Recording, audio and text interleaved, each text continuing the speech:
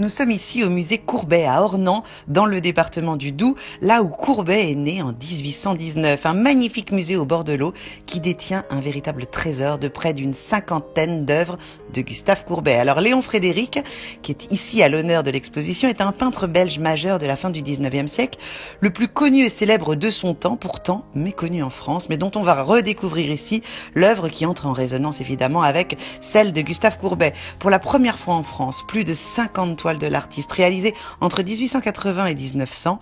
Léon Frédéric est plutôt, vous verrez, bien né. Il ne découvre vraiment le monde rural qu'à l'approche de la trentaine. Et pour lui, c'est une véritable révélation. Alors qu'à l'époque, la France baigne plutôt dans l'impressionnisme, lui reste attaché aux approches réalistes révélées par Courbet dans les années 1850.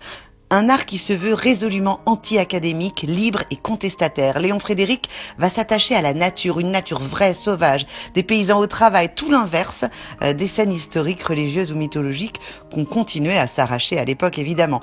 Léon Frédéric va témoigner de la paupérisation du monde rural, revendiquant un art social qui valorise le travail des paysans sur les pas de Courbet ou encore de Millet, des scènes de vie difficiles qu'il remplacera, vous le verrez, très vite par des visions plus optimistes, voire même utopique, comme un refus d'une fatalité. Voilà, une merveille à découvrir ici au musée Courbet d'Ornans.